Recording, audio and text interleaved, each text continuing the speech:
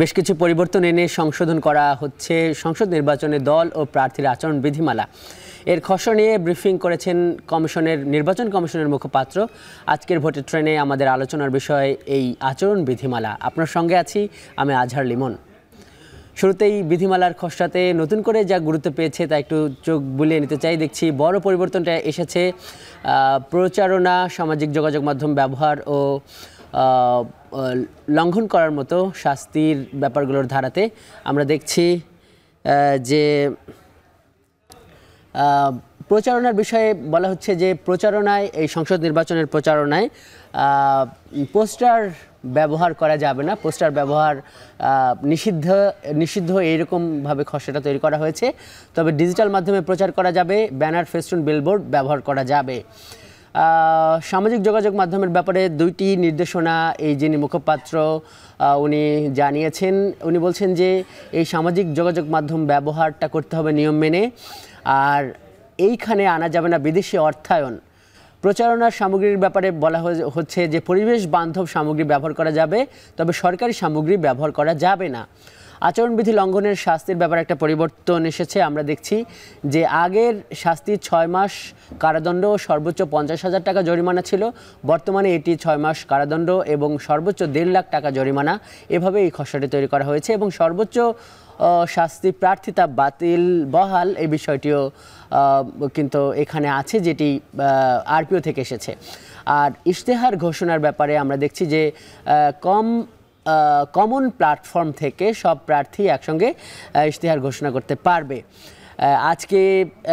আজকে এই বিষয়গুলো নিয়ে আলোচনার জন্য আমাদের সঙ্গে যুক্ত আছেন নির্বাচন বিশ্লেষক সমর রায়, যুক্ত হচ্ছে তার সঙ্গে।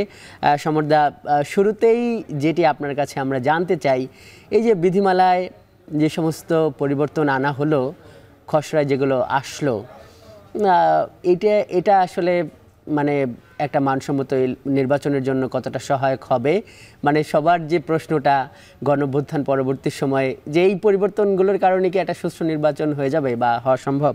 আপনার বিশ্লেষণ কি?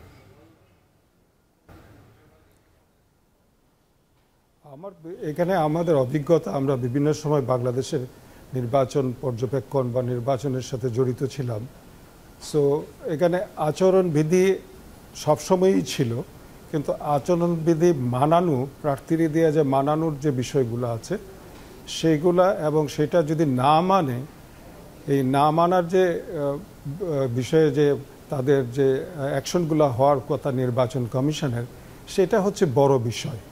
আমরা যদি ভারতের সাথে তুলনা করি, ভারতের যে নির্বাচন কমিশন আছে তারা যেভাবে নির্বাচনটা পরিচালনা করে এবং এই আচরণবিধি তারা যেভাবে বাস্তবায়ন করে এবং তাদের প্রার্থীরা প্রতিপালন করতে বাধ্য হয়, সেই রকম পর্যায়ে যদি না নিতে পারি, তাহলে শুধু আচরণবিধি করে আমাদের একটা সুষ্ঠু নির্বাচন বা সুন্দর নির্বাচন উপহার দেওয়ার বিষয়ে আমরা গ্যারান্টি দেওয়া খুব কঠিন। তবে এখানে অনেকগুলো পরিবর্তন আনা হয়েছে, অনেকগুলো ভালো দিক আছে, সবগুলোই ভালো দিক আসলে পরিবর্তনের দিক থেকে আমি যদি বলি।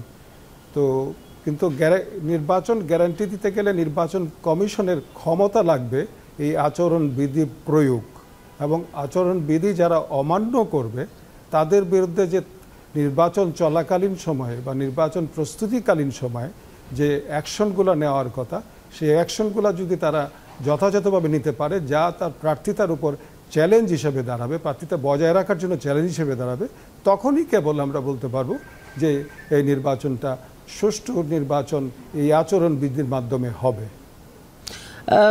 সমরা, এখানে যেটা আমরা দেখছি যে এইবার মানে পোস্টার নিষিদ্ধ করা হলো, আপনার কি মনে হয় যে এরপরও পোস্টারটা থেমে থাকবে? মানে এই পোস্টারের কারণে তো মানে একটা পোস্টারের উপর আরেকটা পোস্টার লাগানো, মানে এই পোস্টারেরও তো একটা রাজনীতি আছে, এবং এমন কোনো নির্বাচন মনে হয় নাই যে পোস্টার লাগানোকে কেন্দ্র করে সহিংসতার ঘটনা ঘটে নাই।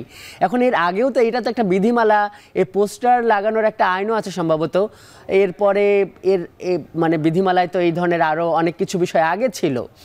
আবার এটাও তো একটা জনপ্রিয়তার ব্যাপার আছে যে না, পোস্টার দিয়ে প্রার্থীরা নিজেদেরকে জানান দেয় সারা বছর নির্বাচনের মাঠে না থাকলেও। এইটা কতটা কার্যকর হবে আপনার কি মনে হয়? আমি আগে যে জিনিসটা বলেছি সেটা হচ্ছে যে আমি একটা আইন করব সেই আইন প্রয়োগ করার ক্ষমতাটা আমার কাছে থাকতে হবে।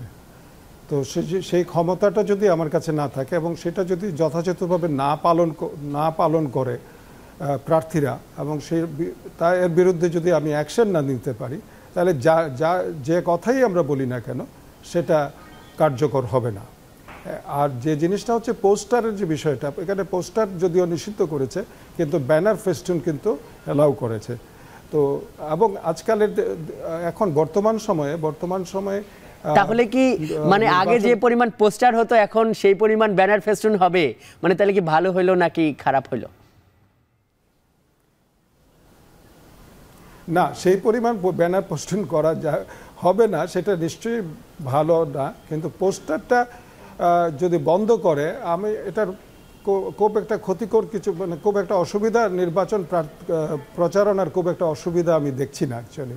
কিন্তু পোস্টারের সাথে সম্পৃক্ত হয়ে যেটা হয়েছে সেটা হচ্ছে পোস্টারের একটা নির্বাচন কেন্দ্রিক অর্থনীতি আছে, সেইটা একটা কিন্তু বিষয়। যে আমাদের যখন একটা আমাদের যে প্রেস ইন্ডাস্ট্রি যেটা আছে, প্রিন্টিং প্রেস ইন্ডাস্ট্রি, তারা এই নির্বাচনটাও কিন্তু তাদের একটা অর্থনৈতিক কর্মকাণ্ডের একটা অংশ হিসেবে ধরে। কাজে একসময় আমাদের এখানে রঙিন পোস্টার ছাপা হতো, পরবর্তীতে আইন করে সেটা সাদা কালো করা হলো। তো পোস্টার বন্ধ করা এবং কোনো কিছুই আমি কোনো কিছু নেই সেইভাবে আমি মতামত দিতে, নেতিবাচক মতামত দিতে পছন্দ করছি না এখানে, বা মনে করছি না দেওয়া যায়। কিন্তু যেটা আমার কাছে মনে হয় সেটা হচ্ছে প্রয়োগটা তারা কিভাবে করবে, সেটি দেখার বিষয়। সমর্থ, আপনি আমাদের সঙ্গেই থাকুন, আমরা একটা বিরতিতে যাচ্ছি। দর্শক দেখছেন ভোটের ট্রেন, যাচ্ছে একটু বিরতিতে।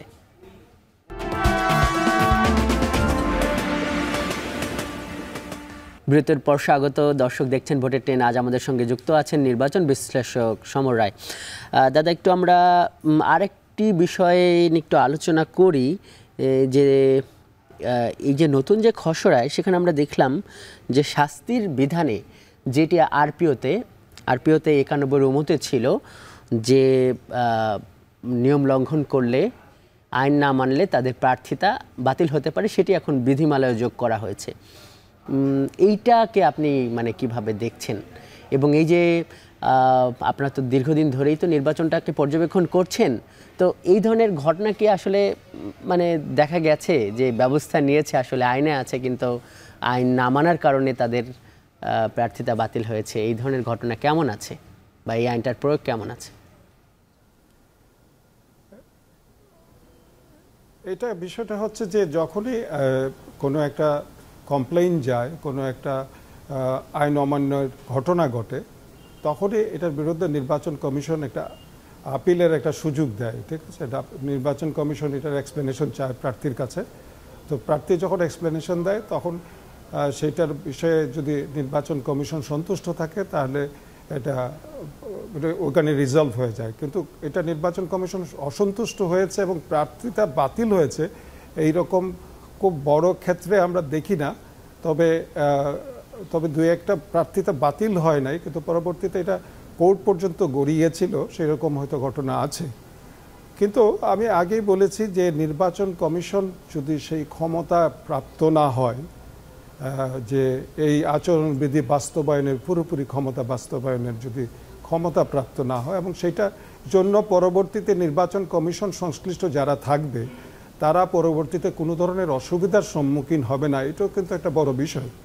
কারণ আমরা এটাও দেখেছি যে কোনো নির্বাচনী কর্মকর্তা কোনো এক প্রার্থীর বিরুদ্ধে কোনো একটা অ্যাকশন নিয়েছেন, বা কোনো একটা ভোট কেন্দ্রে কোনো একটা অ্যাকশন নিয়েছেন, পরবর্তীতে তারা যখন ক্ষমতায় গিয়েছেন তখন ওই নির্বাচনী কর্মকর্তার বিরুদ্ধে বা নির্বাচনী কর্মকর্তা অসুবিধায় পড়েছেন, এরকম রেকর্ডও আছে। কিন্তু আমরা শুধুমাত্র আমাদের পার্শ্ববর্তী দেশ ভারতের নির্বাচন কমিশন নিয়ে যদি কথা বলি, তারা যেভাবে নির্বাচনকালীন সময়টা নির্বাচন কমিশনকে ক্ষমতা দেয় এবং সেটা যেভাবে প্রয়োগ করে, এতটুকু যদি আমরা করতে পারি, তাহলে আমাদের নির্বাচন, এই আচরণবিধি বা নির্বাচন সুষ্ঠু হওয়া, সব আলোচনা তখন ভালো বা ফলপ্রসূ আলোচনা হবে বলে মনে হয় আমার কাছে। কিন্তু যেমন আমার একটা মনে আছে যে কোনো একজন ভারতের বড় নেতা নির্বাচনী জনসভায় ছিলেন, প্রচারণা জনসভায় ছিলেন, কিন্তু সেই নির্বাচনী জনসভার একটা নির্ধারিত সময় ছিল, তারপরে আর উনি জনসভাটা করতে পারবেন না, ঠিক আছে। তখন নির্বাচন কমিশন কিন্তু চলাকালীন সময়ে জানিয়ে দিয়েছে ওই নেতাকে যে উনি আর এতটা একটা নির্ধারিত সময়ের পরে আর এই জনসভাটা করতে পারবেন না, এবং উনি তৎকালীন সময়ে ক্ষমতাসীন পার্টির প্রার্থী ছিলেন, কিন্তু সেটা ওনাকে মানতে হয়েছে। সেই জনসভাটা ওনাকে এই সময়সীমার মধ্যেই করতে হয়েছে। একইভাবে আমরা দেখেছি যে পশ্চিমবঙ্গের যে মুখ্যমন্ত্রী আছে মমতা ব্যানার্জি, ওনাকেও নির্বাচন কমিশন একটা কারণে, যে কোনো একটা কারণে ওনার এই বিষয়গুলো তো আমরাও দেখতে পাই। ভারত সহ আরো অন্যান্য দেশেরও উদাহরণ আছে, গণতান্ত্রিক অনেক দেশ আছে। কিন্তু এখন যে বিষয়গুলো নিয়ে মানে শঙ্কা, কতগুলো বিতর্কিত নির্বাচন হলো এবং এর পরিপ্রেক্ষিতে একটা বড় গণঅভ্যুত্থান হলো, দেশের একটা বড় পরিবর্তন হলো, তো কিন্তু এখনও যে পরিস্থিতি আছে, আইন যেভাবে আছে, অনেক কিছু স্পষ্ট নেই। আপনারা যারা বিশ্লেষক তারাই বলেন যে আইন আছে, সেটার যেমন প্রয়োগ নেই, সেইগুলোর অনেক কিছু সংজ্ঞা স্পষ্ট করা নেই যে আসলে আইন লঙ্ঘন করলে কি হবে।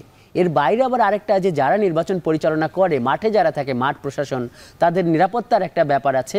আবার তারা যে কথা শুনবে কমিশনের ওই সময়টাতে, হ্যাঁ, একটা হেলে পড়ার একটা ব্যাপার থাকে। আপনার কাছে সামগ্রিকভাবে কি মনে হয় যে আইনটা আছে, অনেক সংস্কারের কথা বলা হলো, সেই জায়গায় কি সেই সুরক্ষাটা আছে যে না, এই কর্মকর্তারা নিরপেক্ষভাবে কাজ করবে এবং সামনে একটা ভালো ইলেকশন হবে?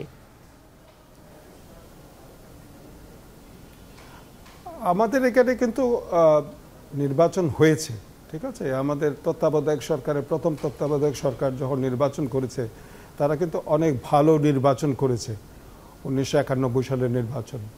এবং সেই সময় কিন্তু নির্বাচন পরিচালনায় যারা দায়িত্ব ছিলেন, তারা কিন্তু সেই তত্ত্বাবধায়ক সরকারের যে গাইডলাইন ছিল, সেই গাইডলাইনের মধ্যেই ছিলেন। পরবর্তীতে ধারাগুলো চেঞ্জ, মানে আমাদের যে গতি প্রকৃতি, এগুলো চেঞ্জ হয়েছে।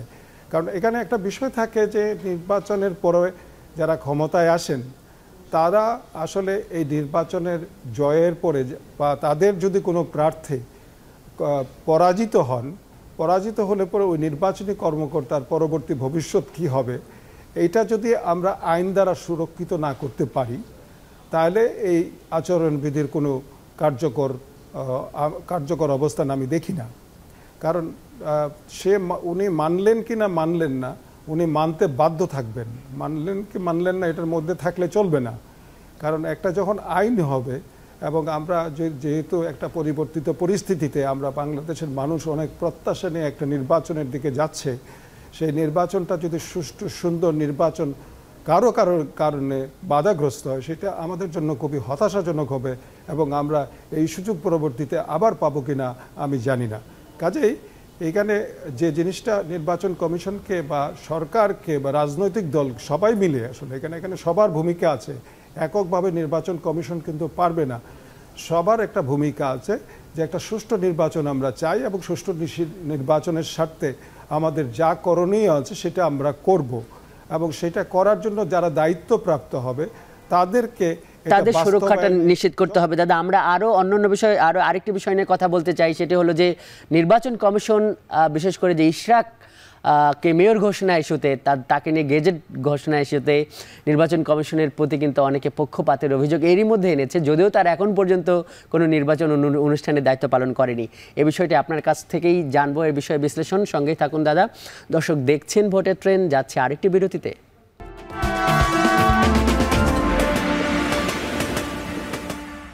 বিরতির পর স্বাগত আরও একবার। দর্শক দেখছেন ভোটের ট্রেন, আমাদের সঙ্গে আছেন নির্বাচন বিশ্লেষক সমর রায়।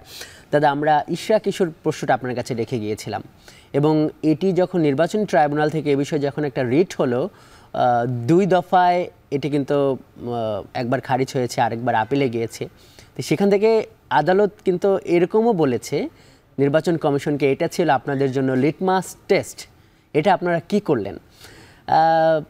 এই যে নির্বাচনী ট্রাইব্যুনালে একটা রায় আসা, সেটাকে আপিল না করে সেটাকে গ্যাজেট প্রকাশ করে দেয়া, মানে আপনার কাছে, মানে নির্বাচন কমিশনের এই যে ভূমিকাটা নিয়ে সমালোচনা হচ্ছে, আপনার কাছে কি মনে হয়? আমার কাছে, আমি আসলে এই ইশরাক ইস্যুটাকে আগামী দিনের নির্বাচনের প্রক্রিয়ার সাথে মিলাতে চাই না, ঠিক আছে। কারণ আগামী দিনের নির্বাচনের প্রস্তুতিটাই হচ্ছে ভিন্ন প্রস্তুতি। ইশরাক ইস্যুটা গত নির্বাচনের একটা ধারাবাহিকতার মধ্যে আছে, যদিও এই নির্বাচন কমিশন এসে এটার দায়িত্বপ্রাপ্ত হয়েছে পরবর্তীতে, কিন্তু আমরা আশা করবোটা এই ধরনের ঘটনা এখানে আগামীতে রিপিট হবে বা এই ধরনের ঘটনার উদ্ভব ঘটবে।